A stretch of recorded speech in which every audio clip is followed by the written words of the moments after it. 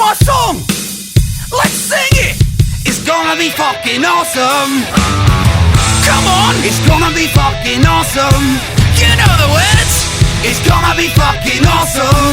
That's it, sing. It's gonna be fucking awesome. Yeah!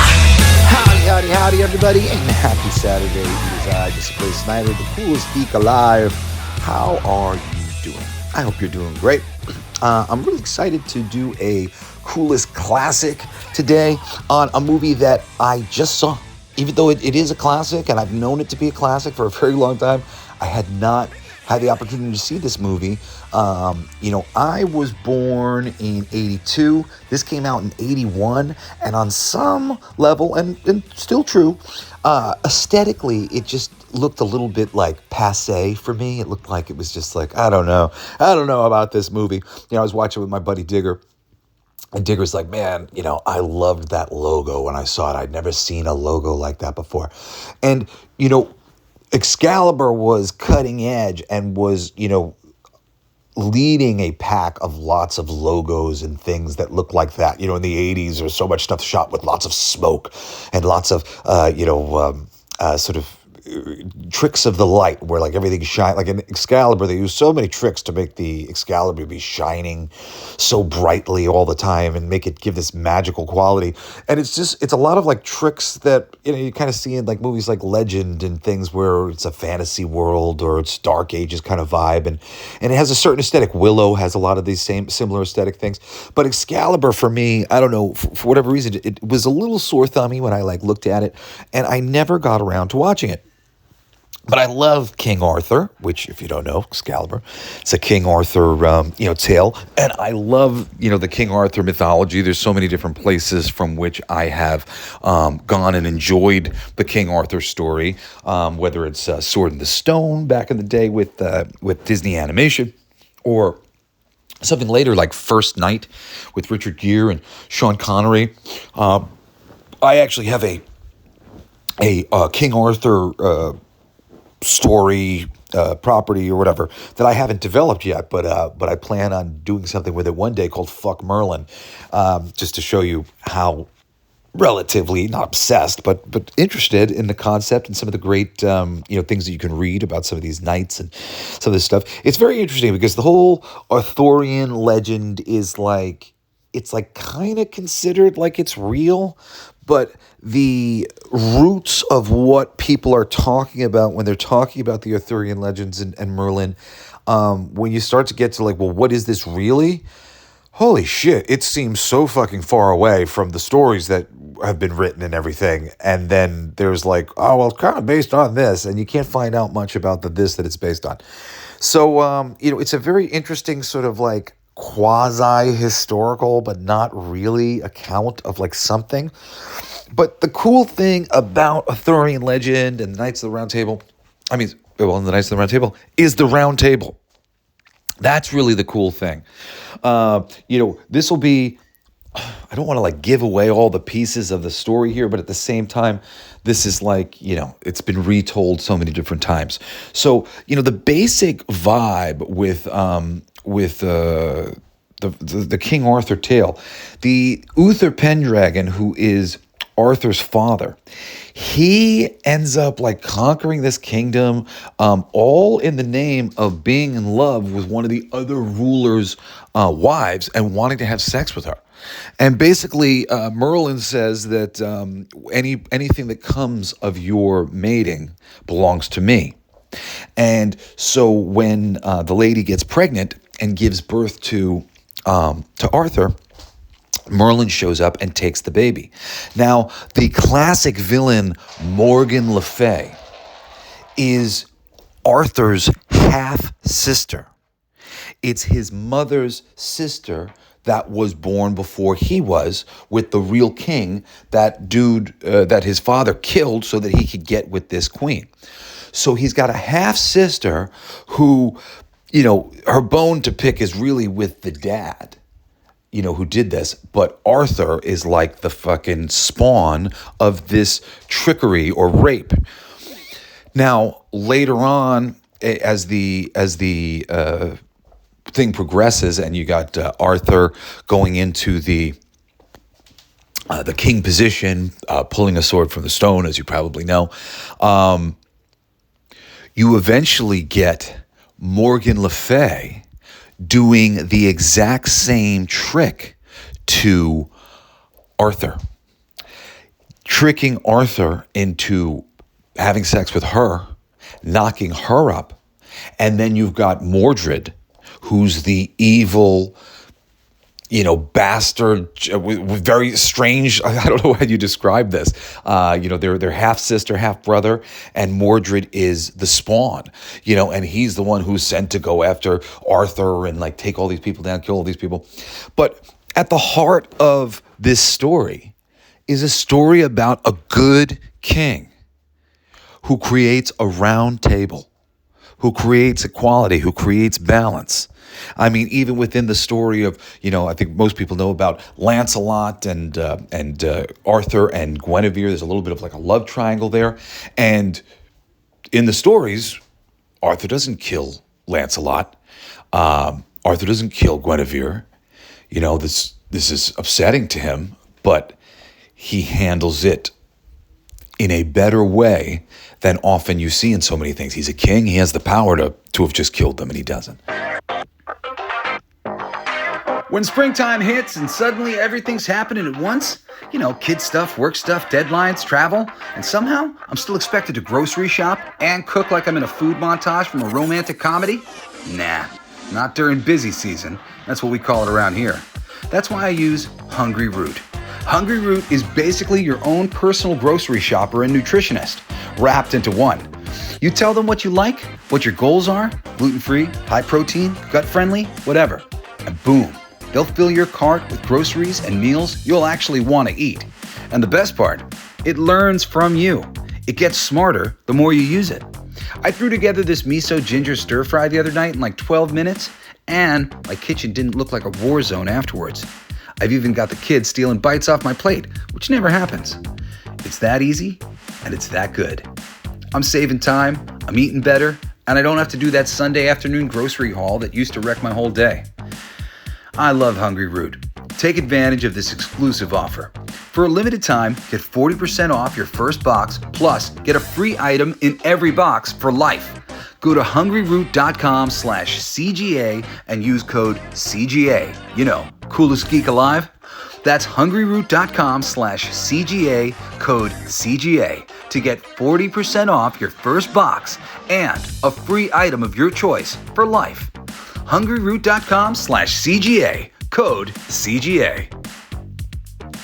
This part of the Arthurian legend, the round table, it literally makes me want to cry because it's so important. It's so wonderful. And that is why it survives time. The legacy of these King Arthur tales, because the equality, the round table, nobleness and chivalry, and I mean really a celebration of all of these things, and a place where balance and stuff is being done right. It's insane to think that within the context of the story, this Arthur and like the positive things are happening prior to asshole king who kills other kings so he can fuck dude's wife, and and Arthur is born. And by the end of this bit, you've got Lancelot and Guinevere breaking Arthur's heart, and him, going into a real bad place where he's trying to find the Grail. Let me tell you, the Excalibur, the film, it's got all the pieces, Sword in the Stone and Monty Python and the Holy Grail. And I mean, it's really, really well covered. You don't get as deep into some of the knights as I might have liked to, like as interesting about like Gawain, the Green Man, like all these different knights that have a lot of tales that have been told about them over the years. This is why there's Arthurian Legend classes and stuff, tons of books written in French and lots of other ones in other from other countries. It's funny that the French people make Lancelot out to be this really sexy, heroic knight. He's the best knight. And then the other countries, because Lancelot, I think, is a French knight. So like they like treat him like gold, but then in the other countries they go out of their way to tell you how homely Lancelot is. He's a very homely looking man. He just happens to be charming, and he's got kind of some like, he's got some tricks that he pulls out of his sleeve. But very funny. So this whole thing has been romanticized. What's true, what's not true? It's probably mostly not true. But as ideas for tomorrow and a thought about a more balanced and good way of leading a society and people respecting each other, and there's a lot to like about Arthurian Legend, period. But Excalibur in particular is excellent. I literally just saw it last night. It's been built up for years. It was something that was on my list to watch. And when Digger said, "You ever see Excalibur?" and I said, "No, actually, I haven't seen it." And he went, "Oh my God, it's the fucking best." And he is right. It is damn good. It is damn good. It's definitely filled with a little bit of like, I don't know, kitschiness, or I would say just like sort of like cheesiness. That's like a little bit, but don't actually mistake my words, because this movie's not cheesy. It's not cheesy. It's very well done. I mean, cheesiness like they start playing Al Chelsea's Deo,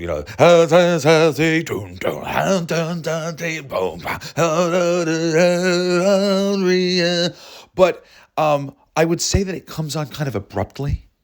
There's a lot of like little pieces of like the editing or the music and stuff that I'm just like, oh, that's a little like they didn't prepare me for that. There's a lot of stylistic ways that people have learned to do various dramatic things and magical things in films over the years. And this one, there's some really, really cool things being done, but they're all being done kind of on a budget. And, there's this scene where there's a bird eating out this thing's eye. It's very clear that it's got like hamburger meat inside the skeleton, and they're pulling it out. So there's like some aspects to it that are just a little cheesy, it's old and they didn't have big budget and the technology wasn't exactly there. And there's a little bit like stylistic choices where like, an edit feels a little rushed or something like that. But putting all that aside, and it's really not particularly diminishing because it's a very consistent viewing experience. The viewing experience is so well paced. You never get bogged down. There's a lot of story to tell from the very beginning, and the story of played by Gabriel Byrne, actually, or is it Burns? The guy from Usual Suspects.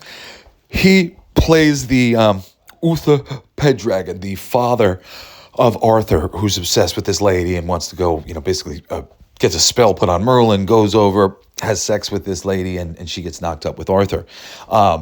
Leading up to just that scene, like a couple seconds, there's a great shot of they're standing on this mountain, they're on horseback or whatnot, and Merlin makes smoke, this dragon smoke. It's right at the beginning of the movie. And there's like a smoke in the valley that goes between like the castle where they're attacking and where they are. And when him and his horse go to ride towards the castle to go visit with the lady and knock her up with Arthur, he is running on top of the smoke. And they have this shot of what looks like him running on top of the clouds across the way. And it is quite cool. I mean, there is so much quite cool stuff about this. I mean, every little reference, there's a toy line called Mythic Legions that makes tons of great fantasy armored figures and all this stuff like that. And holy shit, like every reference, every armor that has been made by the Four Horsemen is something out of fucking Excalibur. And seeing all these people fighting in the armor and the magic stuff, there's really so many moments of awesomeness. And I'm going to try not to spoil any of it for you because, but you may have spoiled it for yourself if you've seen Sword in the Stone, because a lot of Sword in the Stone's in there. And there's, bits from First Night and, Monty Python and the Holy Grail, and like that are like minor spoilers for you in terms of watching this whole story unfold. But it's a big story. It's very complex and very interesting. The whole bit of Uther Pendragon, Arthur, and then his son through his half-sister, Morgan Le Fay. Man, there's something about it that is just like really just like a cage worth investigating and thinking about and, figuring out a little bit deeper. Like, I mean, it's like, what is there to learn from all this? Helen Mirren plays Morgan Le Fay, and she's very young in here. She looks so fucking beautiful, man. What a beautiful lady she is. She's got a metal like bathing suit. Like, I don't know. It's like this metal outfit that she wears in the middle of the movie. I want it so badly for my own girlfriend. I was just like looking at this and going, oh my God, I need to see my girl in this outfit. She looks that good. I mean, she's really, Helen Mirren's a cool one. So Excalibur has, it's directed by John Boorman, who you've probably heard of some other movies that he's made. He made Deliverance, he made The General, Hope and Glory. There's a lot of big movies that he's worked on over the years. He produced Deliverance. Let me just get some other examples of his directing. Let's see. We got Excalibur. Yeah, I know about Excalibur. He directed Exorcist 2 and 3. He did direct Deliverance as well. It was just right here. It said producer, so I just want to make sure. Okay, so it's really interesting. It's definitely a product of its time, and I don't.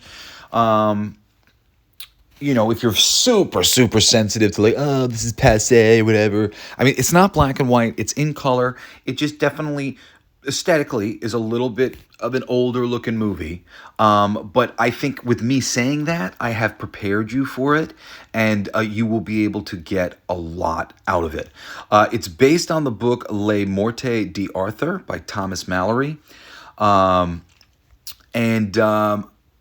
Let me just give you some. Most of the actors in the movie you will not recognize. My least favorite actor in the whole movie is the lead actor who plays Arthur, Nigel Terry. He does do a passable job and whatnot, and I guess he's got sort of a difficult thing where he's got to go from like being really young to really old within the course of the movie. He's a little bit of a strange-looking cat. He kind of looks like a cross between Jason Lee and Steve Buscemi. But he's good. He is good. His performance is good. You might remember the guy who plays Cogliostro in the Spawn movie. He plays Merlin in this. And he's got this classic metal cap on that's like, man, I've seen these metal caps so many different places, but I'd never seen Excalibur, so I didn't really know where it came from. Of course, classic characters from the mythology are in it, like Lancelot and Guinevere, Percival.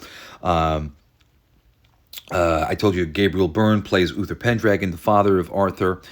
There's a couple. Gawain, the knight Gawain, is played by Liam Neeson, who's very young in this movie.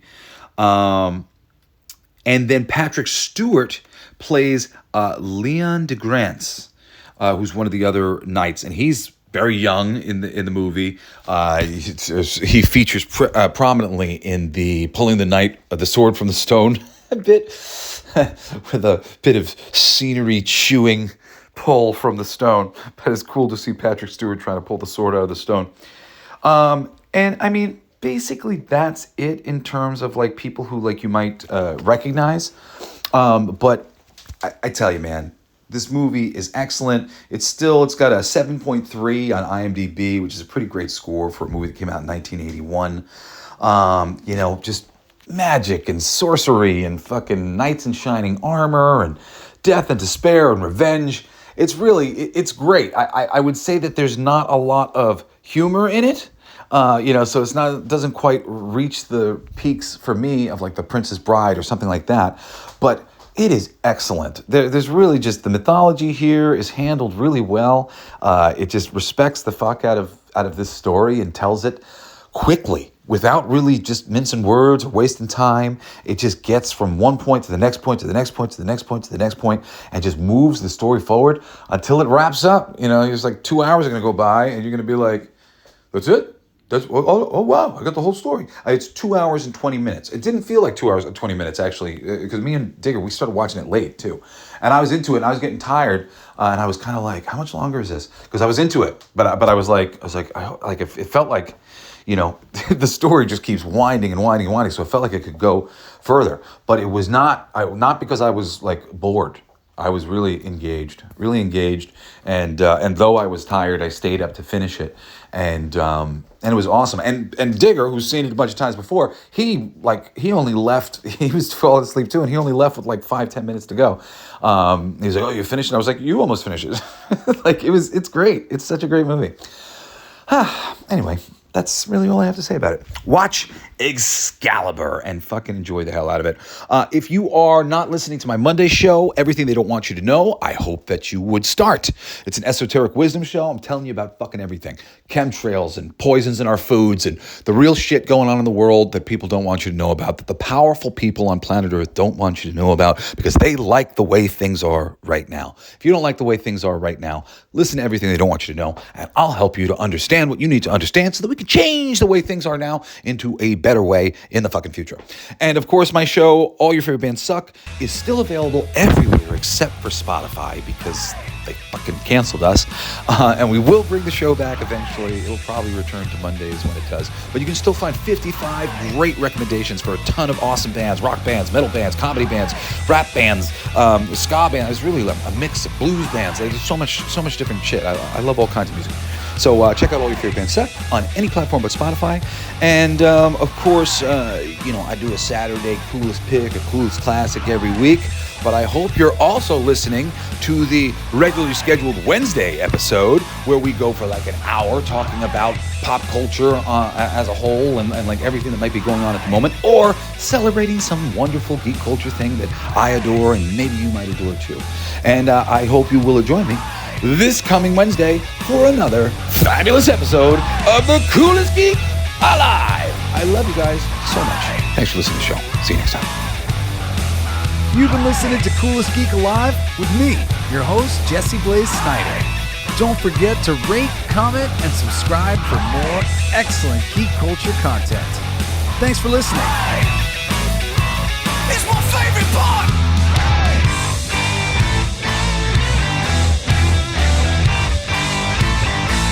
Isn't that heavy?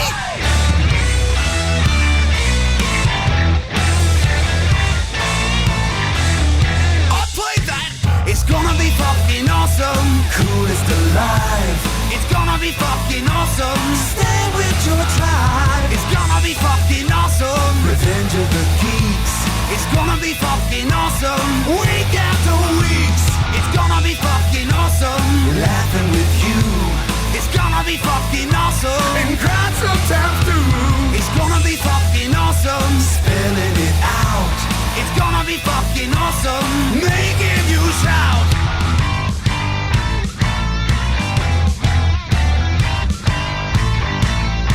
I'm a genius!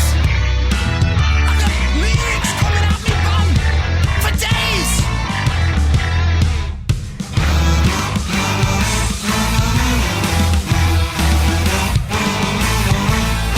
You like that? It's a kazoo solo!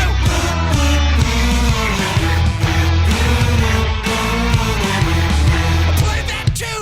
It's gonna be fucking awesome! Talking some shit! It's gonna be fucking awesome! Living your shit! My voice is fucking awesome! Food in our mouth! It's gonna be fucking awesome! Get in the mouth! It's gonna be fucking awesome! Tell all your friends! It's gonna be fucking awesome! Call right or text! It's gonna be fucking awesome! Raising the bar! It's gonna be fucking awesome! Straight to the stars! It's gonna be fucking awesome! It's starting soon! Straight to the top of the awesome! Passing the moon! It's gonna be fucking awesome! On with the show! It's gonna be fucking awesome! Ready, set, go! It's gonna be fucking awesome! Fucking awesome! It's gonna be fucking awesome! Just wait! You'll see! You'll all see!